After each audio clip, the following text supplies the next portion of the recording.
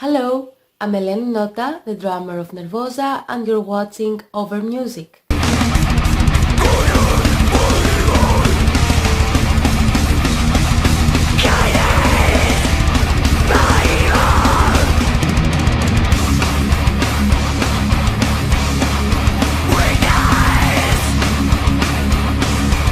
My first contact with music was at the age of 7.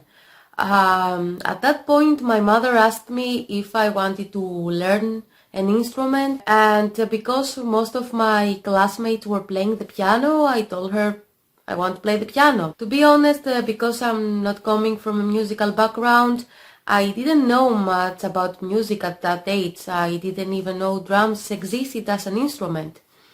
So yeah, piano was like, yeah, cool, I don't care. I only knew like guitar, piano and violin as instruments, and I wasn't really impressed by any of them, so piano was, yeah, okay, cool, I'll go with that. But I got bored really quickly. I didn't enjoy it that much, to be honest. But nevertheless, I stayed with it for about 3 years, until at the age of 10, I discovered Slipknot.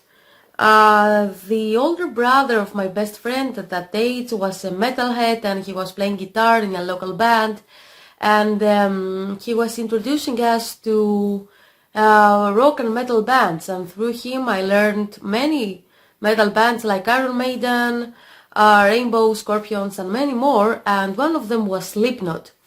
Slipknot immediately stood out to me. I fell in love with their music, and as a result with the drumming of Joy Jordison. This was also the time that I discovered that drums existed in this world, and I was so impressed that I decided I want to learn the drums. When I told that to my mother, she didn't really take it that well, so it took about 2 years for me to convince her to take me to music school and to learn the drums. And eventually, at the age of 12, I took my first drum lesson. I loved it, and I didn't stop after that. During the first year that I was learning the drums, I wasn't really committed, to be honest. I was a typical kid that wanted to play PlayStation and skateboard with her friends. So yeah, I love drums, but I wasn't that committed. Until at the age of 15, I had to decide what I'm about to do with my life, because the final exams of school were just 2 years ahead, and I had to make a decision of what I'm going to do with my future. At that point, I realized that I don't want to do many stuff outside of music. I didn't enjoy school. I didn't enjoy studying random subjects that, were boring to me. But instead, I loved music. I was listening to music all the time, researching things. I was trying to write my own songs. I was reading Metal Hammer like a fanatic. So music seemed like the only road for me, and as a result, drumming.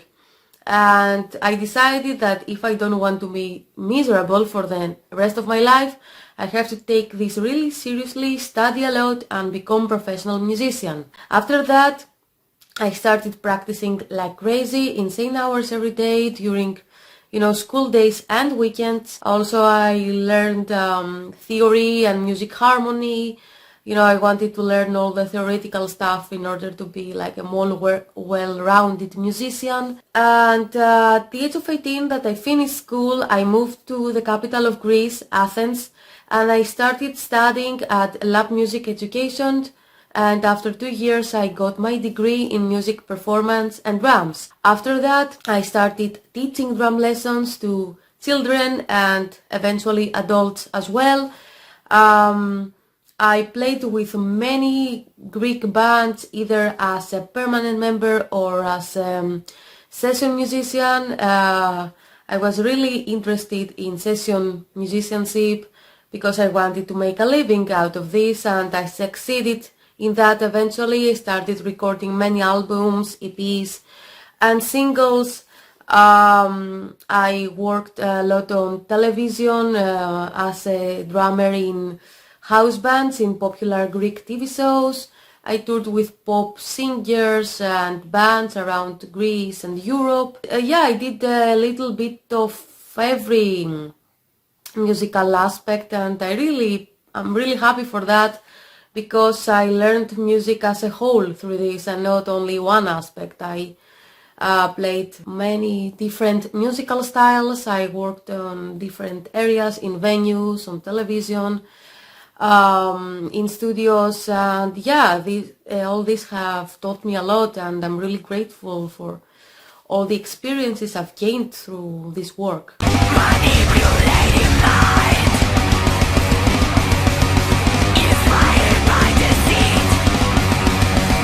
My biggest musical influences, speaking about music as a whole, are Tuomas Holopainen, both with his work in Nightwish and his solo work, Death Can Dance, Ludwig Göransson, his soundtrack composer, and I mainly love his work with the Black Panther soundtrack and the Mandalorian soundtrack, and Danny Elfman, and mainly his work in the Tim Burton movies. And now speaking about my main influences in drumming, these are Joy Jordison, obviously, Daniel Erlandsson from Arch Enemy, Luke Holland, Chris Turner from Ocean State, Alaska, Krim from Septic Flesh, and Eloy Casagrande from Sepultura.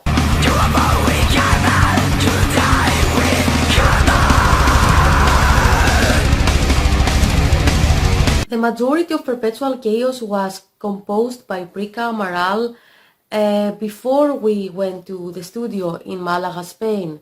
She wrote about 70% of the material you hear in the album. She was sending to us, songs and riffs and ideas all the time through email. We were trying to write drum parts, bass lines and vocals, and it was just a continuous exchange of music and ideas for about 2 months. Then, when we reached the studio in Malaga, I entered in the recording booth first, and I started recording my drum parts. It took about a week, and I owe so many things to our producer Martin Furia, because without him I wouldn't have achieved half of the result I did. He was extremely supportive, extremely helpful, and fun to be around. And he made me feel safe, because I was the most young and inexperienced in the team. So, I was just in this team of professionals, accomplished musician, and I was like, what I'm doing here? But Martin made me feel so safe that from the first day I felt like home, and I started, nailing the songs down. We talked so much about all the tiniest details. We were thinking if I was about to hit a crash or a china, tom or floor tom. So many little details that we paid attention to. And I think all these little details and all the time that we devoted to the drum parts paid off. And I'm really proud of the final result. And if I hadn't have Martin by my side, none of this would be possible for me. So, if you're watching this, thank you so much, Martin. You're the best in the whole universe.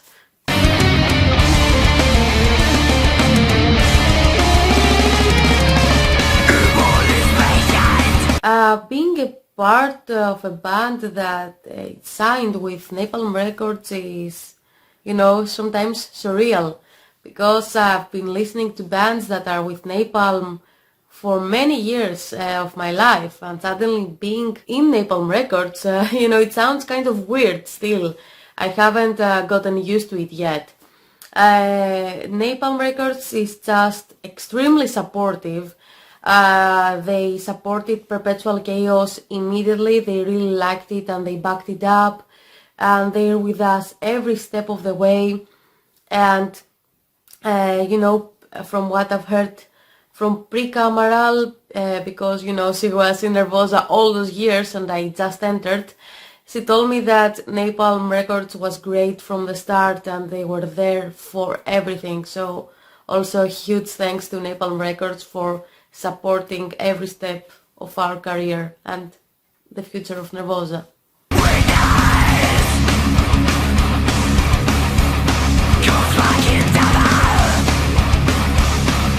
As I said before, I immediately went to music school to learn the drums. So no, I was never self-taught. I always had a teacher during my first years in drumming. And I think that because my mother is a school teacher, I always had in my mind that if I want to learn to do something, I have to learn it from the best and take lessons. So due to my upbringing, I think I always thought that lessons was a one-way road for me. And I never thought the possibility of learning the drums on my own. Of course, after I got my degree, I stopped taking lessons and I, kept evolving by myself, but all the basic principles and knowledges came from my teachers.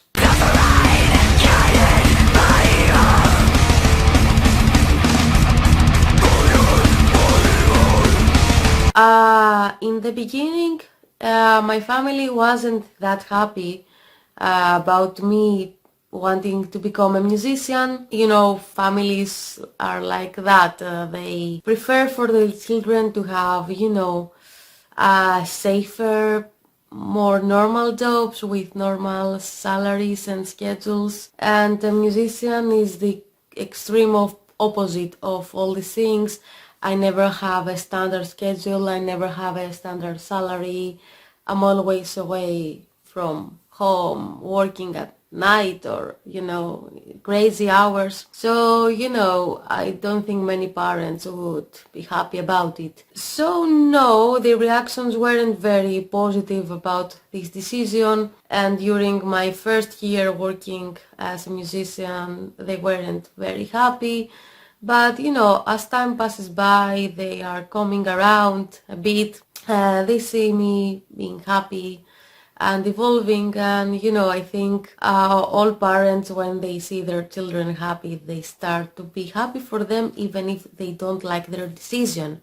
I think they will never be entirely happy with me being a drummer and not a teacher or a doctor or an astronaut, but I think they will just be happy with the fact that I'm happy, and I think this is enough at the end of the day. And during my journey in music, I had to make some sacrifices. As everyone, I don't think you can be a professional musician if you don't sacrifice things. I've sacrificed, an opportunity to have a more normal job, but I'm not sad about it, to be honest. But as I told you, I have a crazy schedule. I don't know what my schedule will be in the next week because it changes all the time, and this can be frustrating at some point. So let's say I sacrifice the serenity of a typical job, but I'm really happy that that I made this sacrifice because I really love what I do. Another sacrifice would be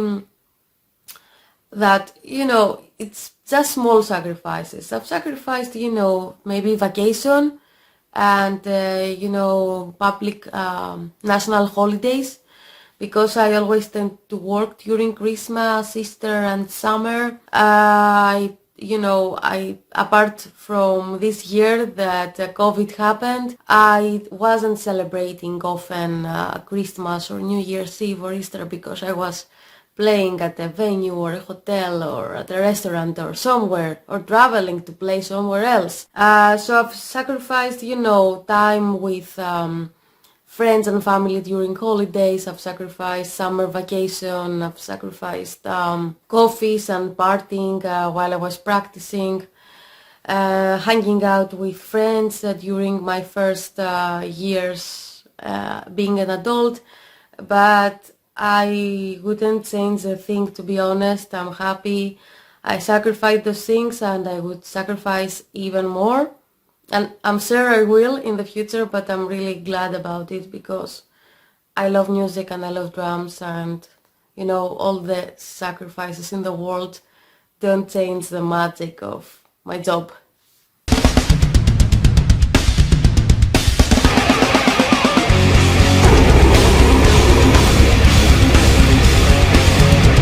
The title of Perpetual Chaos actually describes perfectly our current situation globally, and actually the whole history of humankind, to be honest. Right now we're living a complete chaos worldwide with, COVID-19.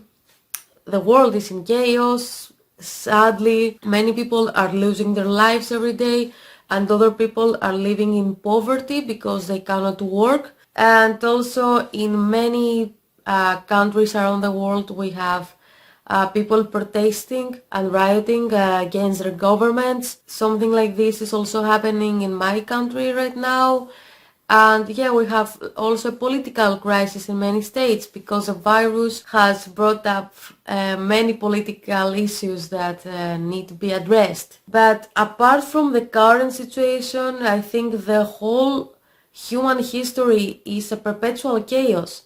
Because, I remember from school that since the ancient times until now, the world was sunk into wars, constant wars, famine, and dispute. It was just chaos after chaos and destruction after destruction. So I think that chaos is a word that describes the evolution of the humankind and the human race. And the title of this album is perfect for me because it describes the before, the now, and the after, because even after COVID-19 there will be a new chaos to experience and address. So yeah, this is what the title of the album describes, and this is probably why we chose it, because it describes pretty much everything that the humankind has ever experienced.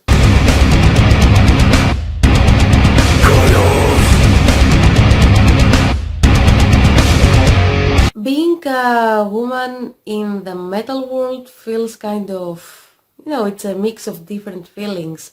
Sometimes it's cool and special, some other it's more isolated and sad. It's a bit of everything. I think it's still beautiful because women tend to be supportive towards other women, especially in the metal industry, because we're still a minority. So it's really beautiful seeing women, playing in bands and supporting each other and being helpful towards each other. And I really like this union that there is between all the women in the metal industry around the world. So I really love this feeling. But also still it's kind of sad because we're still very few, and very often we're questioned about the fact that we're playing music. We're questioned about our ability to play well, our professionalism, our everything. And yeah, I don't like this. I don't think that any woman likes this. I'm still considering myself one of the lucky ones because I had some bad experiences, but not too many. And I've heard some really bad stories, so compared to them, I had it pretty easy in my life. When I was living still in my hometown, it was kind of harder because it was a small community, and being a girl drummer in a small community, not cool. And also it's not only the fact that I'm a girl, it's also the fact that I'm extremely small in size. That it's not very helpful. My image doesn't prove my drumming abilities. So when someone sees me, the last thing they will probably think that I am is a drummer and a wrestler, probably. These two are the most unlikely scenarios for me. So it was kind of hard to prove to people that I'm actually doing this seriously. I remember when I was playing with my high school band, even the sound guy was laughing at me before I went up on stage. So when I went with my sticks and I told I'm the drummer, everyone thought it was a cosmic joke. And this happened to every gig I played in my hometown. Everyone was laughing. But it was also kind of funny because they were laughing before I got up on stage. But when I did get up on stage and I was sitting on the drum set and started playing, everyone would stop laughing. I still remember people dropping their jaws. So at the end of the day, it was kind of rewarding seeing people, being like, oh, is he really playing? Yeah, like, got you. Yeah, I'm actually playing, for real. But yeah, when I moved to Athens, it kind of got better. I didn't have many hate comments or laughing. My only funny stories about it are the fact that I was always thought to be the drummer's girlfriend who was helping with carrying the gear, or the bassist, keyboardist or singer of the band, but never the drummer.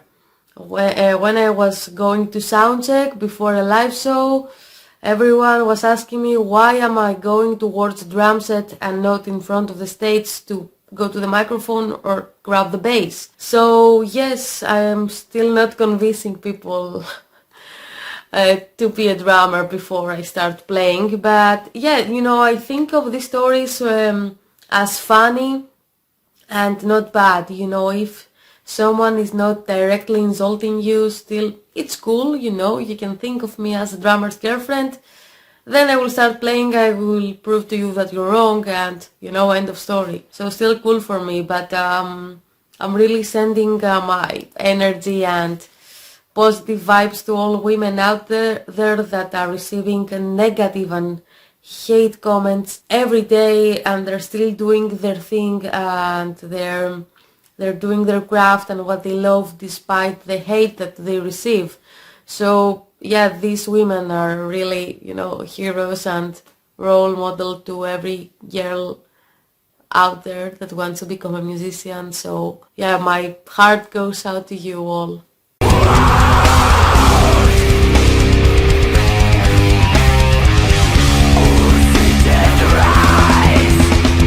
On Perpetual Chaos we have 3 phenomenal guests: Erik from Flotsam and Jetsam, Smear from Distraction, and Guillermo Miranda from Entombed AD. All 3 of them are amazing people, artists and musicians, and we couldn't be more happy to have them on this album.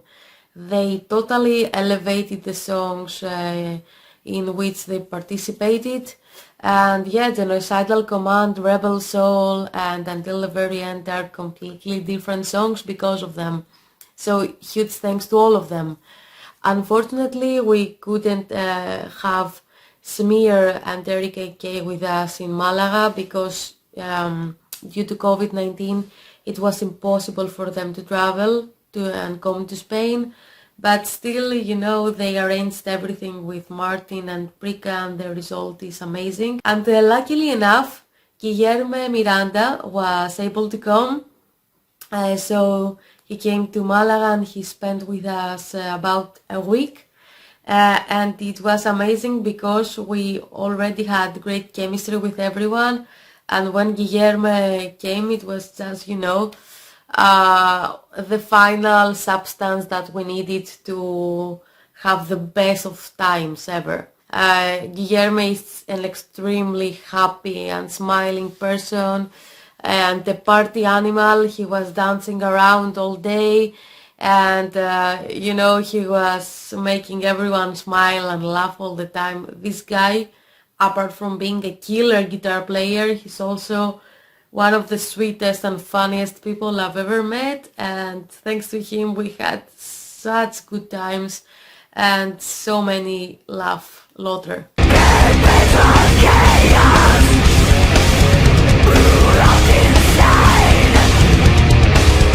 My best moment with Nervosa so far is definitely the month we spent together in Malaga, Spain during the album recordings. Obviously, we haven't experienced that many things because of the whole COVID-19 situation, but we've definitely experienced some cool stuff, and the highlight of all of it is definitely Malaga. During that month, we met for the first time in person, we bonded, We became a family. We created an entire album. I think individually we all evolved as people and as musicians. And speaking about myself, I definitely learned so many things from the girls and also Martin Furia. As a person, I think I gained a lot of wisdom hanging out with them. And I came back to Greece and home a completely different human being and with a completely different mindset. And also I became 10 times better, a 10 times better drummer than I was before. So thanks to that time with the girls and Martin and everyone there, I kind of changed completely as a human being in general, not only musically speaking, but also as a character. And I think at the end of the day, this is more important because music is cool, but if you like what you are and the way that you evolve, I think you're doing something correctly.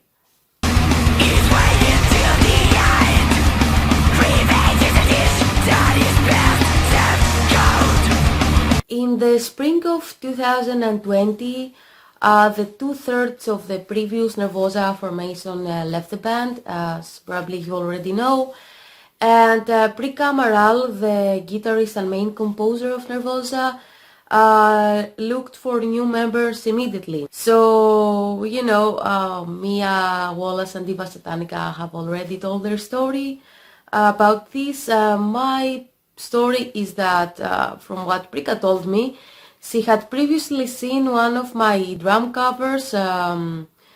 It was a Slipknot drum cover. She saw one of my drum covers on Instagram and she remembered me. So when Luana D'Ameto, the previous drummer of Nervosa, left the band, sent an email to me asking me if I was interested in auditioning for Nervosa.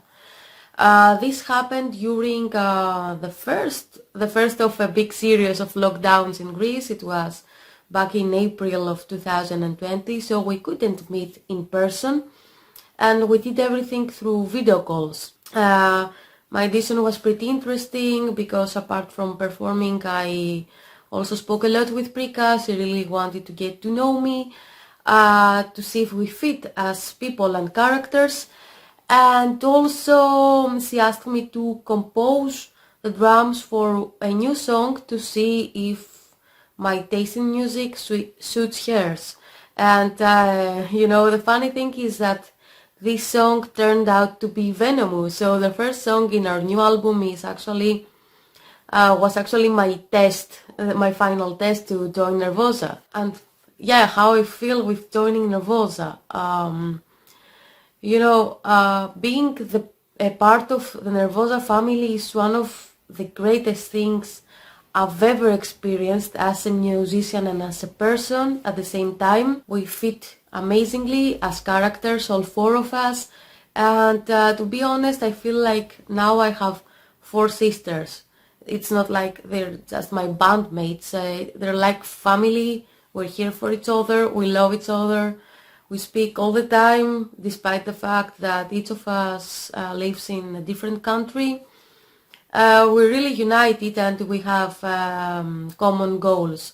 So, you know, when you have a common vision with everyone in a band, everything works perfectly and according to plan. I wouldn't change anything about this team.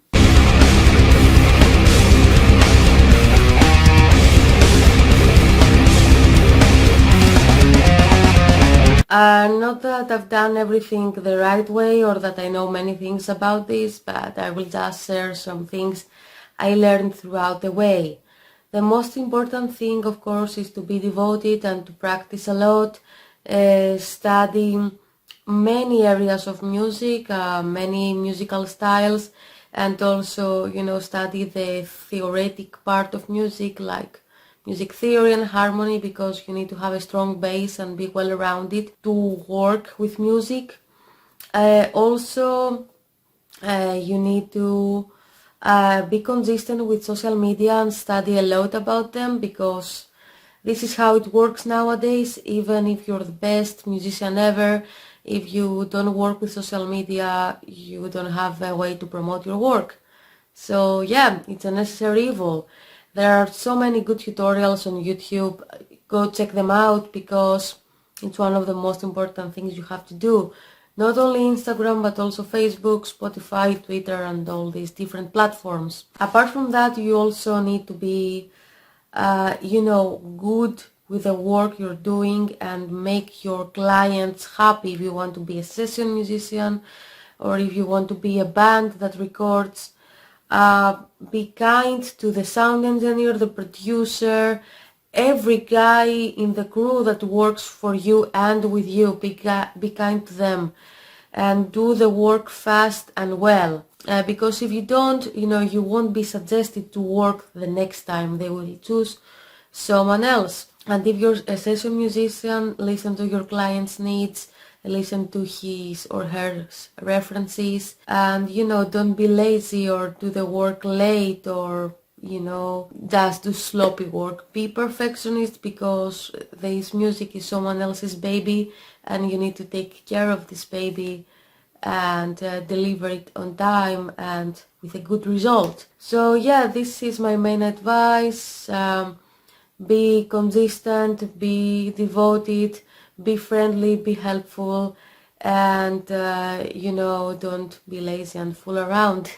And I think you're good to go with this. First of all, huge thanks to Over Music for having me here. It was a huge pleasure doing this interview for you. And to everyone who's watching, first of all, go subscribe to the Over Music channel and check out the rest of their work because they are doing an amazing job. Also, I really hope and wish that you're all healthy, safe and happy during these difficult times, because apart from the physical health, it's also important to take care of the mental health. And during the times that we're facing, it's really hard to stay happy.